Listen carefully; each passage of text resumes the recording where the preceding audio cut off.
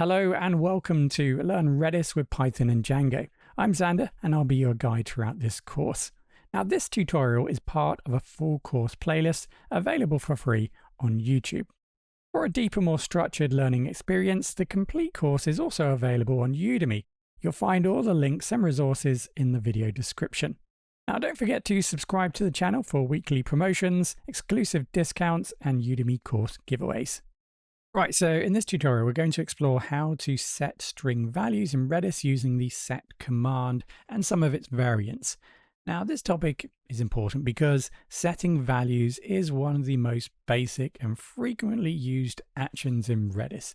And understanding the options available helps keep your data handling clear and efficient. Right, so Redis is a database. It stores data in memory, making it fast and lightweight to work with.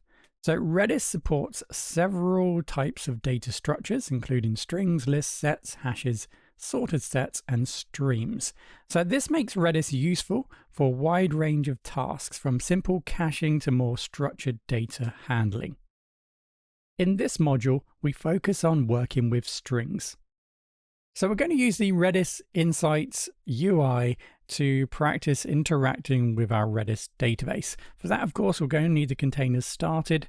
If you haven't been following along, but you have the source code, the Docker Compose file here, you just need to run the Docker Compose up build D command.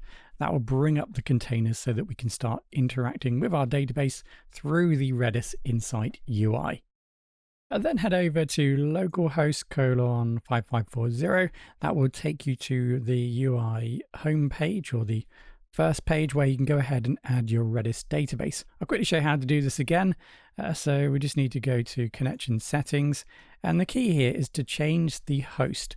You'll need to change the host to the name of your Redis service, which is just called Redis server. So the name of your container, sorry.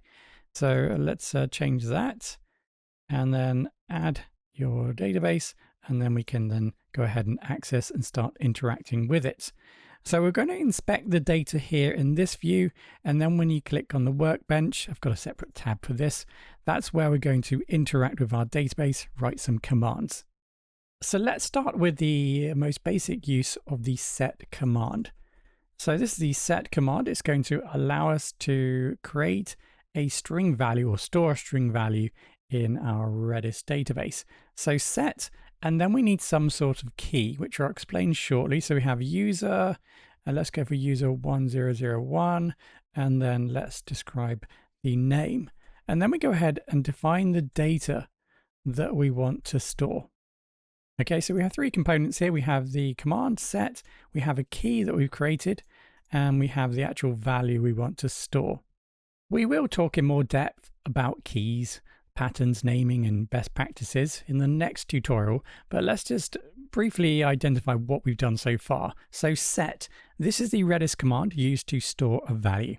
Okay, so then we have a key.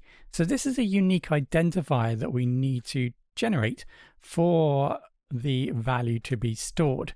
So Redis keys are just strings. So in this case, we're using a namespaced format. So user, this is the type of group of data. We have 1001, which is maybe a user ID, and then we're defining a name. So altogether, this key probably stores the name of user 1001. And of course, that value that we're storing is going to be Alice in this case. Right, so let's go ahead and run this command.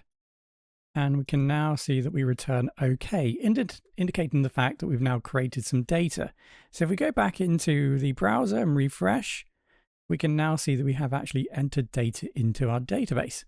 If I select on the left-hand side here, we can now view on the right-hand side the data that we've selected. And if I click on it, I can of course change it using this simple editor. Now Redis keys are unique, so setting the same key again will override the existing value. So here we set user, again 1001 name, and this time we specify or update the data to Alicia. So because this key already exists, it will simply update the existing data. So when I go for a run, you can see we return the OK again, and then when we refresh the data, you can now see the data has been updated. Now, sometimes we want to be more careful. We might only want to set a value if a key doesn't already exist. Okay, so let's create a new key, this time session token. We're going to store the value ABC123, and this time we're using NX. So NX stands for not exists, so this data will only be created if this key does not already exist in the database.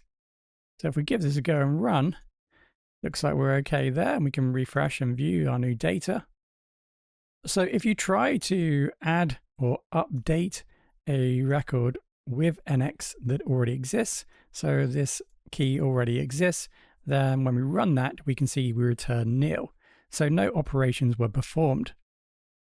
So we have NX to create data that doesn't exist, and then we have XX, which stands for exists, which will only work if the data already exists, if the key already exists.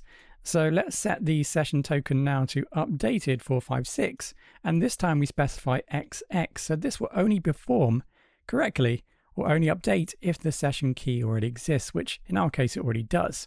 So you can now see that that was successful, and we've now updated that data to update 456. Now, although we can view our data here in the browser, we can, in addition to that, use the get command. So we use get and then the name of the key. And that will return the data. So if I run that, we can see down here it returns the data at the bottom here. So when we run a command such as this, set the key that doesn't exist with a value, and then we use XX, nothing happens.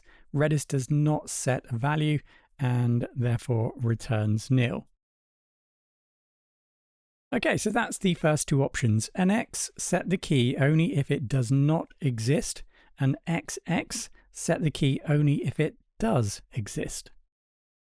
Now, in Redis, it is possible to set a time to live, or TTL, when creating a key. And this means you can tell Redis to automatically delete a key after a certain amount of time. We will talk more about this in depth later on in this module, but let's look at a basic example. Now, there are two options here, EX and PX, depending whether you want to set the expiration time in seconds or milliseconds. So let's say we wanted to set a key that expires in 10 seconds. So here we're going to set this in seconds, EX, set it to 10, and this key will be created or updated if it already exists, of course, and then it will be removed after 10 seconds. So let's see this in action. It's okay.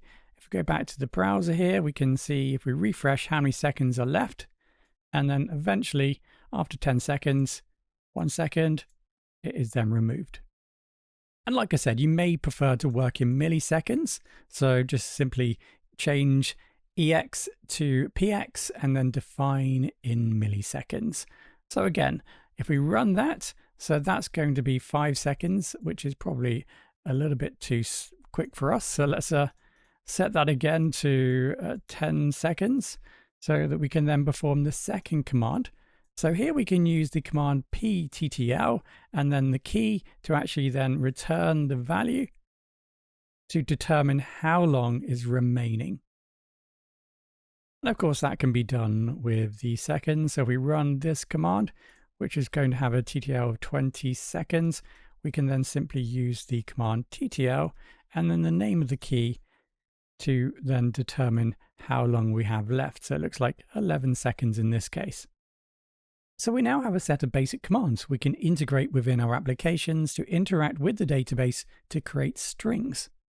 So if we think about how we can now combine this here creates a verification code that expires in 5 minutes. So this will not overwrite if a code is already set, and this might be good for email OTP flows. You can imagine someone's forgotten their password, they're sent a code in order to retrieve their account, and that code is then sent and it's stored then in Redis for a certain amount of time so that the user can use it after that certain amount of time. So here we set EX to 300. So this is going to expire in 5 minutes. After 5 minutes, that user will not be able to use this code to log in, and they would need to create a new code. Important here is that we use NX, because If the user were to request a new code, then NX will prevent this code from being overridden. Of course, once the expiry has changed and the data is deleted, of course, then this can then be recreated so that they can use the new code to try and log back in.